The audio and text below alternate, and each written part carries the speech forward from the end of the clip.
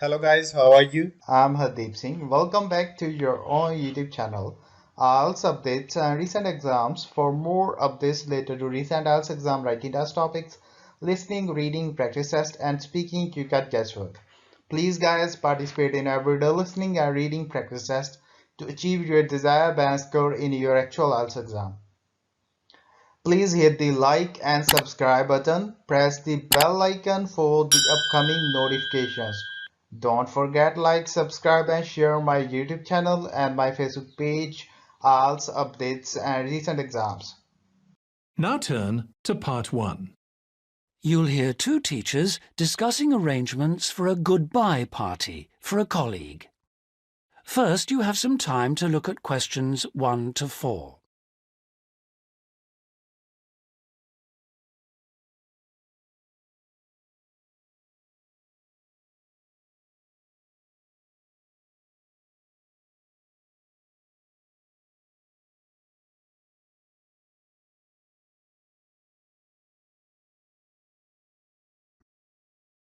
Listen carefully and answer questions 1 to 4. Hi, Tony. Thanks ever so much for coming. You know we've been asked to organise something for John's farewell. Yeah, sure. It's about time we started working out details. Exactly. We don't want to leave it so late that it's double the work. Right. Do you want me to take notes? Oh, that'd be great, thanks. Right. First thing is, when is the best time to hold it? Well, he leaves on the 24th of December. So what about the 22nd? Yeah, I think that's about right. We want it quite near the time, don't we? Sure. And what about a venue? In college? A hotel? I think a hotel will probably work out rather expensive. And I've been looking at the college dining room. That seems pretty reasonable. Fine. Yeah, why not? And then we ought to be thinking about invitations. Who mustn't we forget to invite? Well, obviously John and his wife. Oh, right. And the director. Uh-huh. The office staff. Yep. And all the teachers and all the students. Anyone else? Faculty heads? No, better draw the line. I don't think it's necessary. Yeah, you're right. I don't mind writing the invitations. When shall we get them out for? Enough time, but not too early. What about the 15th of December? Well, there are exams on the 16th. Better avoid them. 10th? Yeah, that should do it. Before you hear the rest of the conversation, you have some time to look at questions 5 to 10.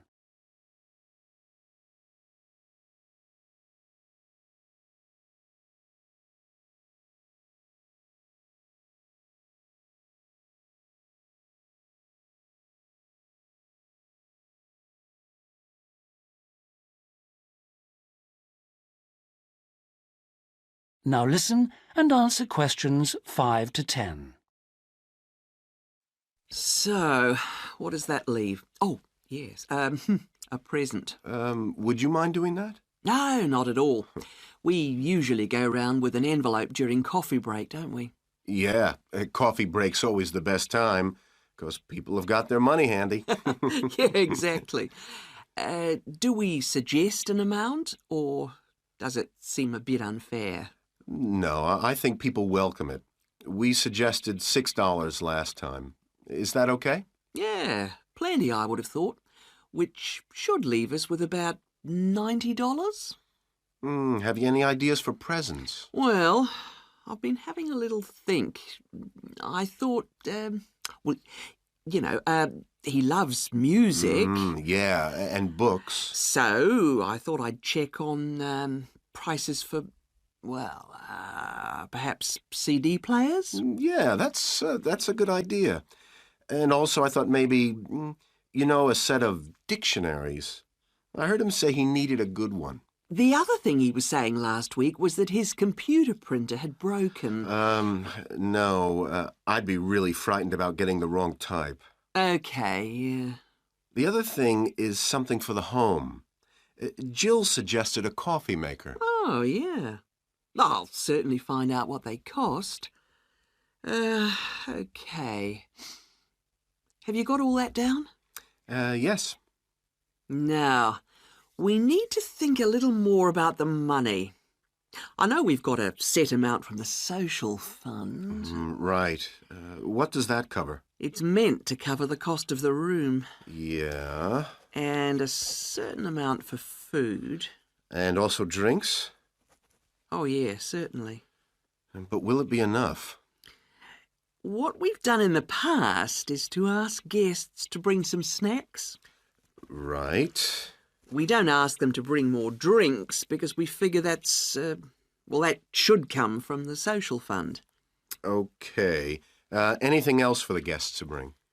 Well, some music, because there'll be a tape deck there in the room and we can have some dancing later on. Anything else? Well, it's just a thought, but a couple of years ago we had a really good party where we set up, some simple games. Yeah, great. Wasn't it based on photos from the students and teachers? That's right. So we should ask the guests to bring photos. Okay, I'll put it on the invitations. Now, the last thing is, who shall we ask to do the speech? Don't you think it might be nice to have one of the students? Well, then the student leader? Yeah, much better than the director giving speeches again. OK, then I'll ask her. Lovely. So, is that all? It looks like it. Great. Oh, thanks ever so much. That is the end of part 1. You now have 1 minute to check your answers to part 1.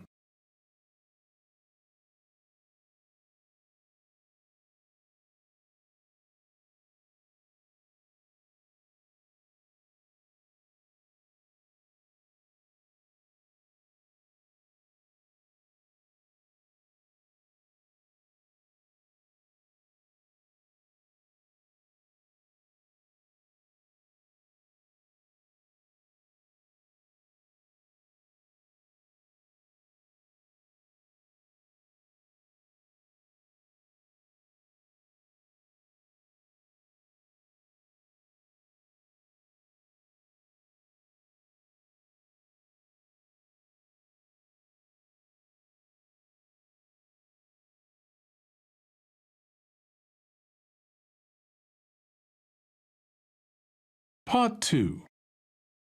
You'll hear a pre-recorded message on the Travelite Travel Agency information line. First, you have some time to look at questions 11 to 15.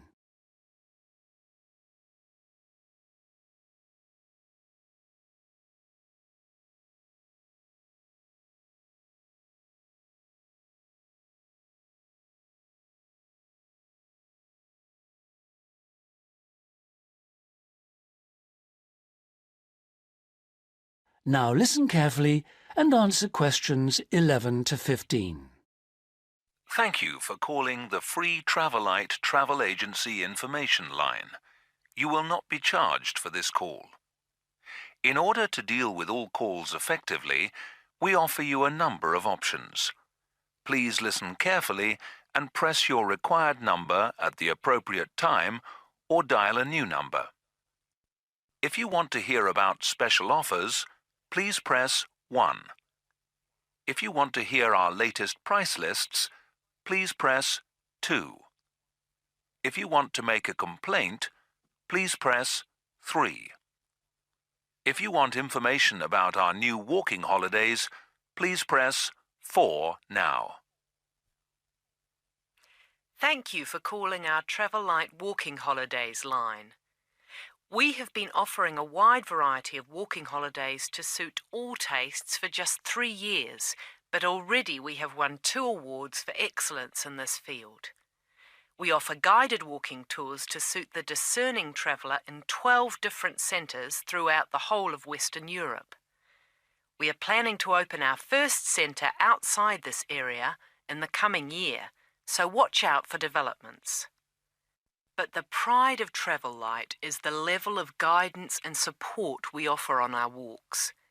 All are planned in detail by our highly trained guides who all work in a variety of different Travel-Light locations, so we can guarantee standards.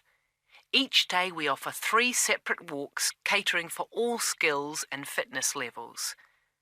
We also pride ourselves on our friendly service, particularly important for the increasing numbers of people who choose to holiday alone. Unlike almost all travel operators who happily charge large supplements for single rooms, we guarantee that no single client will pay more, even when only double rooms are available for them. And the day doesn't end with the return to base. After our dinner at communal tables designed to make all our guests feel part of a family atmosphere, entertainment is laid on nearly every night with tour leaders on hand to organise lectures, games, quizzes, and respond to any special request from guests. Before you hear the rest of the message, you have some time to look at questions 16 to 20.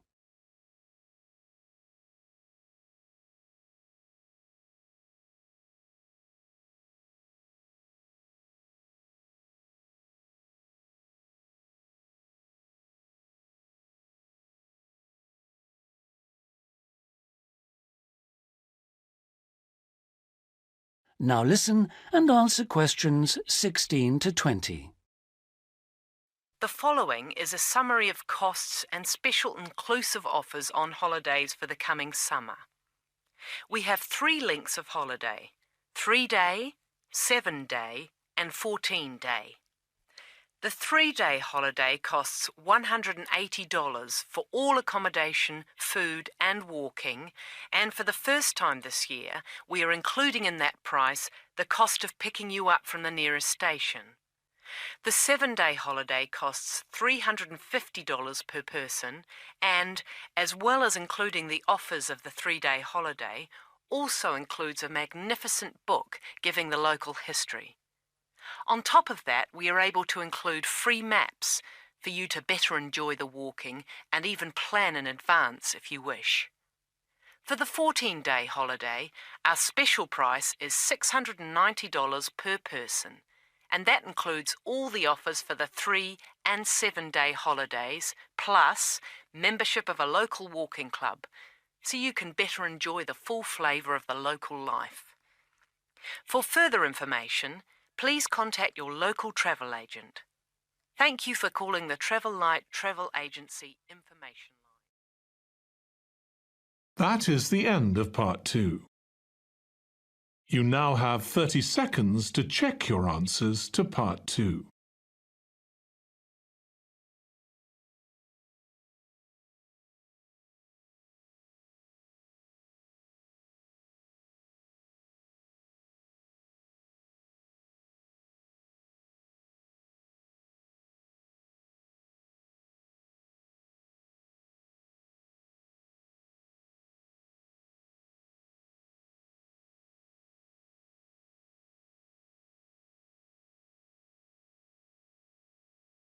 Part 3. You will hear a conversation between 2 students who are studying to be teachers, talking about science experiments. First, you have some time to look at questions 21 to 26.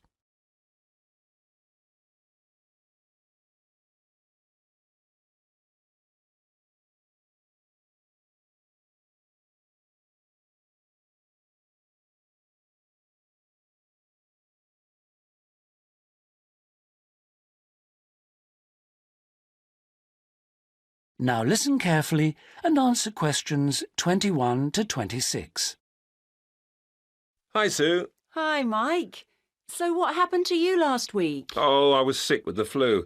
What's this I hear about a big assignment we've got to do? Oh, well, basically, we've got to find 2 science experiments to do with a group of 8-year-old children at the local primary school. And we've got to complete it by the end of the week. That sounds like hard work. Where are we supposed to get the ideas for these experiments from? Well, I managed to get hold of 2 books from the library. Oh, well done. How about if we take a look at the experiments in this book first and see if anything looks suitable? I can make notes as we go about equipment and the purpose of the experiments. OK, let's see. The first experiment is called Make Your Own Hovercraft, which sounds very ambitious. Mind you, you only need 20 balloons and a table. You don't need any special engines or anything like that. What do you do with it all? You blow up the balloons and you balance the table on them, upside down, of course, and the kids get to ride around on it. You know, the other kids sort of push them around the room. The main purpose is to show how hovercrafts work and how things hover around on just a cushion of air. OK, that doesn't sound too bad. OK, ready for number 2? Mm-hmm.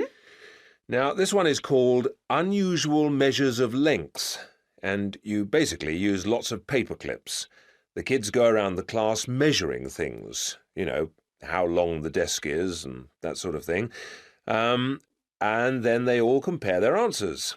And basically, because not all paper clips are the same length, they should come up with some strange answers. It's supposed to demonstrate the importance of having fixed units of measurement. Yeah, that's not bad. OK, now for number 3, you need rock salt or copper sulfate. Oh, I'm not sure about that. Well, just put down the rock salt then. Apart from that, you only need a jar of water. And basically you dissolve lots of salt into the water and watch the crystals form. So it basically teaches the kids about growing crystals. Yeah, I suppose it would be nice to grow something. Let's move on and have a look at number 4. OK, this one is called Spinning Colour Wheel.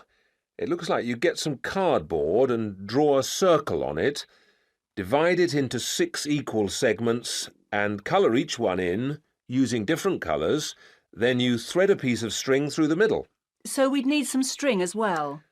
Yes, sorry. And you spin the wheel around, and if you can get it spinning fast enough, hopefully the colours all merge and show up as white. Oh, I didn't know that. What's the principle behind it? Well, it's pretty elementary physics, really. It teaches them about how white light or ordinary light is made up. Well, that doesn't sound too bad. Now, there's only one more left in this book, isn't there? What does that one say? Well, it's another one where they'd get to make something. Sounds very interesting. You need quite a lot of equipment, actually. A hand drill, an old record, a pin or needle, some paper and a bolt. Go on. What do they have to do? Well, they basically make a record player. The main idea is to teach them about recording sound. But hopefully they'd also see that you need motion and an amplifier to make the sound heard. OK, well, it does sound interesting. Shall we go through all of those again and decide if any of them are going to be suitable? Before you hear the rest of the conversation, you have some time to look at questions 27 to 30.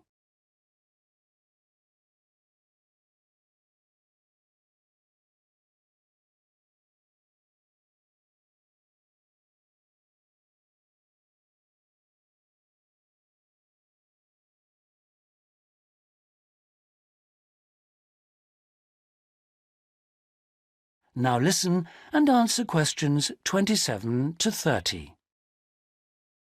Right. Number 1. I thought this one sounded nice. There'd be lots of activity, and it doesn't need too much in the way of equipment. Yes, that's true, but don't you think it's a bit risky to get a group of 8-year-olds pushing each other around a classroom like that? Well, someone could get hurt. No, I don't like the sound of that one at all. Maybe you're right. What about number 2, with the paper clips? It sounds tame enough. Yes, a bit too tame, if you ask me. I think it needs to be something a bit more active and interesting than that, don't you? Yes, I suppose you're right. We won't get a very good mark if the children don't actually enjoy the experiments. And I suppose we could turn them off science for good. Well, what about the next one, number 3? Now, I quite like the idea of this one. Yes, so do I. But I seem to remember when we did it at high school, we had to wait up to a fortnight before we saw any halfway decent results. Oh, yes. Well, that won't be any good then. We'll only see the kids for 1 or 2 hours at the most. Yes, and we have to do the experiments and write up our results within a week. So that one won't do at all. OK. Well, what did you think of number 4? I like the idea of it, but do you think it will be a bit elementary for them? Well, they are only 8, you know. I know, but you know what I mean. Don't you think the activity itself is a bit babyish? Maybe you're right. They might have fun, but I mean, cutting out a circle and colouring it in. OK. Well, what about number 5? I thought this one sounded a bit too good to be true. Great equipment. Yeah. But don't you think it's a bit ambitious for this age group? I mean, I don't want to start off something and then have to abandon it if they just can't cope with it. I could see us ending up doing just about all of the work for them. I guess you're right. Oh, well, maybe we could store that idea away for later. Yep. Let's hope this second book has something better. That is the end of part 3. You now have 30 seconds to check your answers to part 3.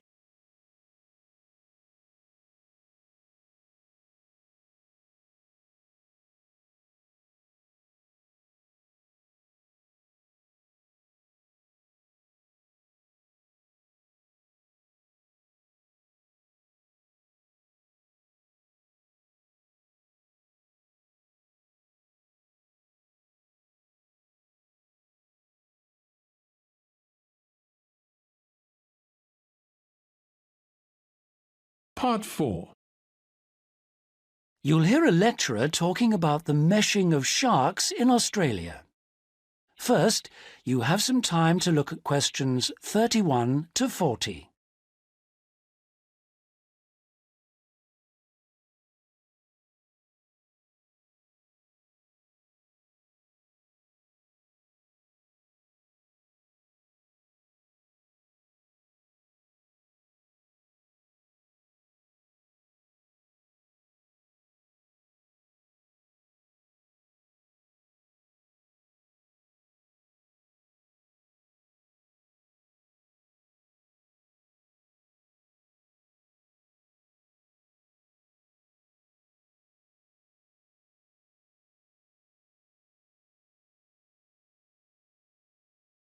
Now listen carefully and answer questions 31 to 40.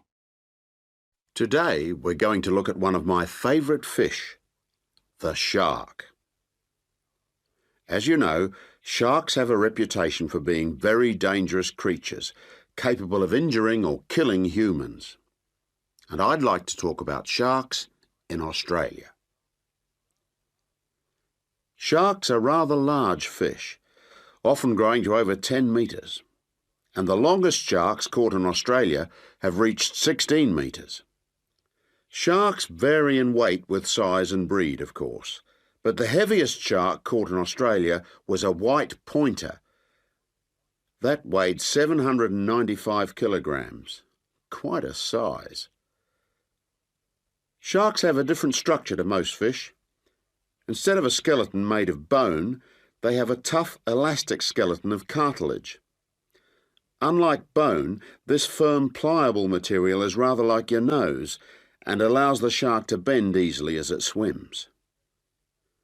The shark's skin isn't covered with scales like other fish. Instead, the skin's covered with barbs, giving it a rough texture like sandpaper. As you know, sharks are very quick swimmers. This is made possible by their fins, one set at the side and another set underneath the body, and the tail also helps the shark move forward quickly. Unlike other fish, sharks have to keep swimming if they want to stay at a particular depth, and they rarely swim at the surface. Mostly they swim at the bottom of the ocean, scavenging and picking up food that's lying on the ocean floor. While most other animals, including fish, hunt their prey by means of their eyesight, sharks hunt essentially by smell. They have a very acute sense of smell and can sense the presence of food long before they can see it.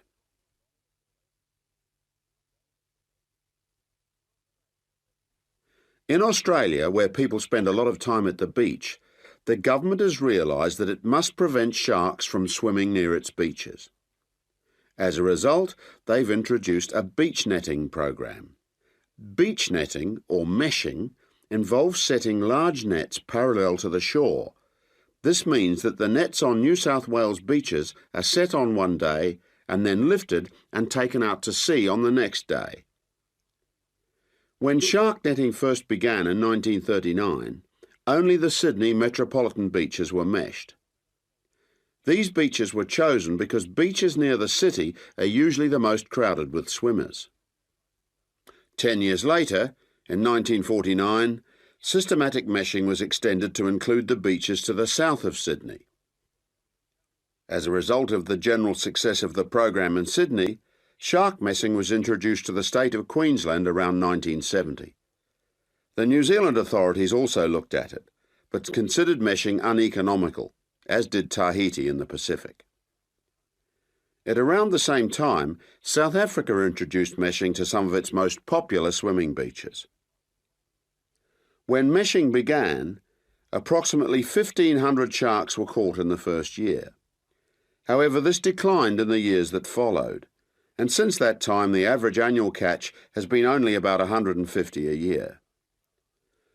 The majority of sharks are caught during the warmest months, from November to February, when sharks are most active, and when both the air and the ocean are at their maximum temperature. Despite quite large catches, some people believe that shark meshing is not the best way to catch sharks. It's not that they think sharks are afraid of nets or because they eat holes in them, because neither of these is true. But meshing does appear to be less effective than some other methods, especially when there are big seas with high rolling waves and strong currents, and anything that lets the sand move. The sand that's holding the nets down. When this moves, the nets will also become less effective. That is the end of part 4. You would now have 10 minutes to transfer your answers to the answer sheet. So guys, don't forget like, subscribe and share my YouTube channel and my Facebook page, IELTS updates and recent exams. For more updates related to recent IELTS exam writing test topics, listening, reading, practice test and speaking, you got guesswork.